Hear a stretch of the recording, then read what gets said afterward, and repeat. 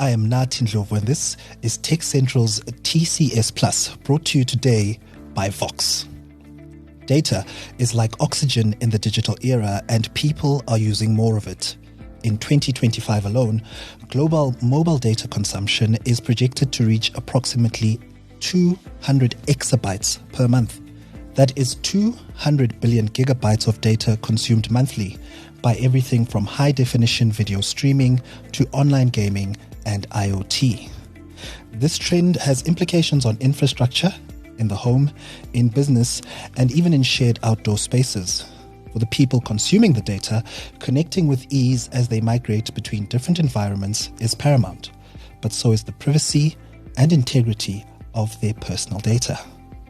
Joining me in studio to discuss these implications is Craig Blignaut, who is Senior Product Manager for Wi-Fi at Vox. Craig, it's good to see you. Welcome to the show. Thanks, Nathi. It's good to be here. Great. Craig, the distinction between the physical reality we live in and our digital lives is blurring more and more over time. Would you describe data as being the lifeblood of modern living? Absolutely, Nathi. I mean, you call it a lifeblood. I mean, it's affecting our modern society. It's basically something we can't live without nowadays. So, it's driving our productivity. It's driving our systems that we rely on from a day-to-day basis. And it's really keeping us connected to our families, to our work colleagues, and it really is something we cannot live without. I would agree with that. So what would you say are the trends in data consumption? How are people consuming data? Well, if you look at IoT devices, definitely starting to have machines connected to, to data, so that everything is in real time. People have moved away from waiting for data to be given to them. So it's very important that it's real time and that they have access to what they need when they need it. So I think that ultimately, it's going to increase productivity. It's enhancing personal experiences, and it's also facilitating innovation.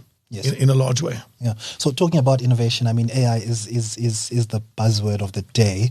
How are AI technologies, which have been described as data hungry, how are they changing how data is being consumed? Well, I think it's more predictive. So they are able to, provide, from a content perspective, marketing that is very relevant to all the users in terms of their usage. It's analyzing what they're interested in, and it's really giving more targeted marketing campaigns to users that will be interested in that particular line of marketing. And I think, from a technology perspective, AI is also helping to just improve the experiences that people are having with their technology. So, from a Wi-Fi perspective, it's working better. It's, able to track your devices a little bit more closely so that everybody, feels that they're having a personalized, targeted, good experience. And AI is being integral in delivering that to people. Okay, but now for people, you and I, who are connected to networks, who are consuming the data, how we actually access data actually influences our behavior. I know that when I'm at home and I'm connected to a fiber line and Wi-Fi, I behave very differently to when I'm on the road and I'm using mobile data. How is connectivity and the way people are connecting changing? Well, I think the mobile technology is evolving at quite a rapid rate. There's been a larger adoption of 5G technologies, and that does increase the speed and the data delivery to the mobile devices. But I think people are still very cognizant of when they're using mobile data versus when they're in an environment that has a fixed line access. So, maybe they'll save their big data downloads and, very high data demanding streaming services would be used more from a home fixed line environment. But there's obviously room for both, and I think they really help each other, to fulfill gaps where one is not able to deliver, then the other one takes over, and vice versa. So you'll see when you arrive home, your Wi-Fi automatically kicks in on most devices. Yes. And then when you leave the house, seamlessly handing over to mobile data. Yes. So I think people are becoming very aware of that. And, for them, it's just an always on connected experience. Oh, okay. But Wi-Fi has made a contribution by making it easier to access data services. How has that happened? Yeah, I think with Wi-Fi, the way the technology has been set up is that, it does connect, to the devices a lot quicker.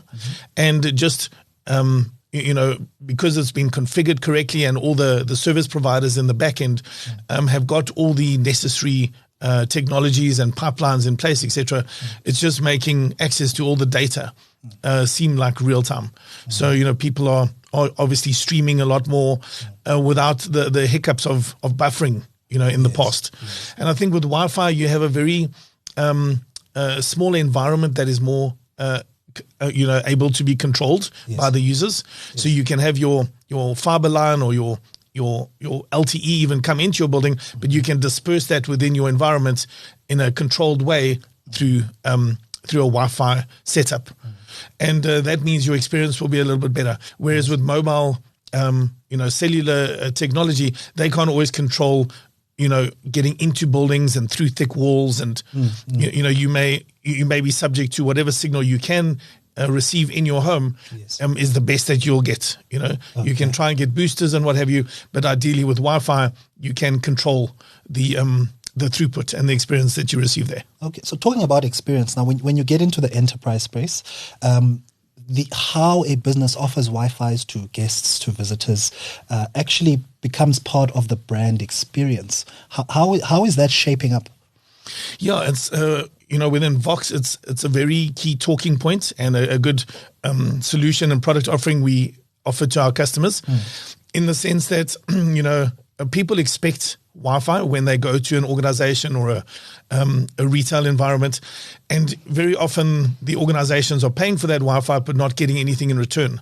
Now they have the ability to offer a dedicated guest Wi-Fi for their visitors, which could have a branded captive portal or landing page. So you can promote your business, maybe offer some reassurance that this is a secure network because the brand is trusted. And at the same time, you have then separate or segregate the guest Wi-Fi network from your primary admin network. So you're able to then control what they have access to. And then it's more secure and there's no vulnerabilities that could be created on that network. So there's even specific terms and conditions that those users would have to then accept, which can also offer good marketing potential for the future because they're opting in to receiving communication from those organizations. Okay. Talking about the security aspect, I mean, it's people trust their home network and probably you trust your mobile network. But when you get into a space, a building, you're visiting, you're there for work or a meeting, how do you ensure that you're actually connecting to a secure network? Well, I think the first rule that we would want to recommend is don't connect to networks that don't have any security encryption or protocol. So open networks are to be avoided. And then when it is a secure network, a lot of our enterprise companies or customers that offer these solutions are fast adopting the newer technologies like, Wi-Fi 6 and 6E and even 7 at times. And those now have enhanced encryption like WPA3, which is just has learned from the past in terms of better encryption. So they're now only allowing devices onto their network that are authorized to be on that network. So there's no rogue devices or devices that, could be, on the network with malicious intent. And that's what they're trying to avoid. So I would say when a corporate or enterprise network is properly set up, then it has the ability to, be more secure and trustworthy. Okay. And now the corporate itself, obviously you said they have opportunities to market to these clients. They're collecting some data. What responsibilities then fall on them as a collector of user data? Yeah, so within our systems, and I mentioned before the terms and conditions that get accepted, which are over and above our sort of product offering terms and conditions. So customers are then accepting the opt-in, which now, along with the rest of the concise wording in that those terms and conditions, now is very POPIA compliant and internationally compliant. So a lot of these visitors also have international guests. Our data can then be collected by means of a survey. So our customers can choose what questions to ask their customers to gather the data that they would like. So there is some data in the background, like, maybe it would even show what language the phone is set in, so they could communicate to that customer in their specific language. Yes. And what region they've come from. So there is some background info, but it's more designed around learning about the visitor's behavior. How long they're going to be in a particular area of the store, for example. Yes. But all 100% POPIA compliant. And I think it makes it an easier way to start direct marketing and communication to your customers by being POPIA compliant upfront. I would say very similar to how, a newsletter on a website asks for your approval before they start sending you information. Okay. So you don't want to, in this day and age, spam people. Yes. And then that would actually be a negative impact on your brand. And the experience. So you want that two-way communication. Okay. And I mean, when people come into your space, you're building whatever it is, there are areas that perhaps have better connectivity than others. How do you ensure that the Wi-Fi experience is uniform throughout? Well, when we look at an enterprise organization, or when we scope for a more thorough and comprehensive Wi-Fi solution, over and above guest Wi-Fi, we're looking to enhance the Wi-Fi first before we can offer it as a guest Wi-Fi, because you don't want, especially guests, to have a poor experience, because then they'll probably choose to opt to their mobile data or some other form of connectivity. But we do, RF heat mapping. So we take floor plans of the environment. We do site surveys. We do a thorough investigation in terms of what construction has made up that building. Is it single brick, double brick? All the factors that can negatively impact Wi-Fi, like mirrors, glass. In fact, glass, you would think Wi-Fi travels easily through, but it's one of the biggest limiting devices. Yeah. So then we look at very specifically what type of access points to recommend for that preferred solution, and where the placement of those APs will be. Okay. So once that is catered for, with expert knowledge, then we can pretty much guarantee the Wi-Fi experience.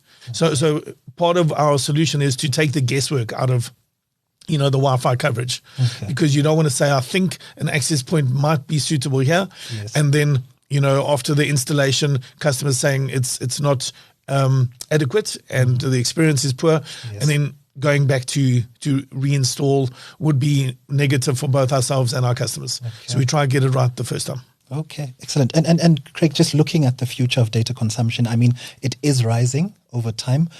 Where do you see it going?